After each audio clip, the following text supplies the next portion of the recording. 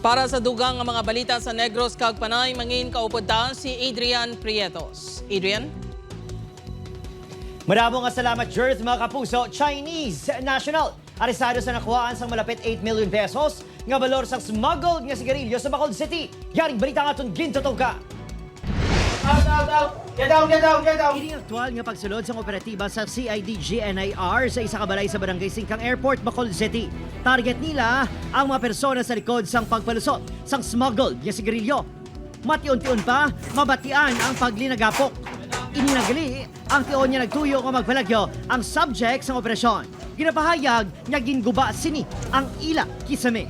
Tigayon sa nga nakagwa kag naglumpat sa pader sa piyak kag inlagasa sa mga operative ng CIDG. Mga duwa ka balay din na pader sa piyak sa naglumpat. Nadakpan sa operatiba ang subject nga si Kun Meng Ke, 41 anyos, isa ka Chinese national. Nakagom ini sa mapilasang tuyo magpalagyo.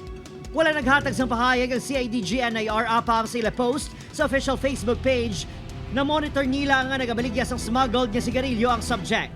Sunod sa BIR Bacolod nga nag-upod sa operasyon. Klaro nga paglapas sa Section 263, 253 kag Section 255 sa National Internal Revenue Code of 1997 ang aktibidad sini.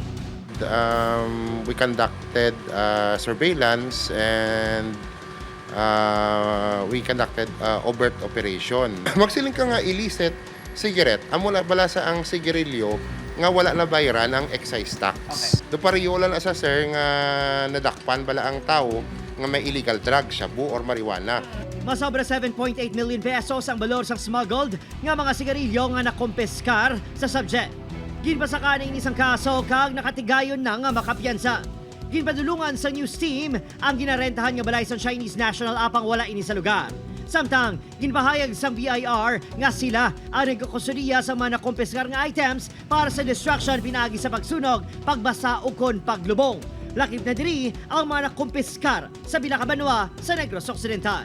Opon, Kiril Casillo, Adrian Prietos, One Western Visayas.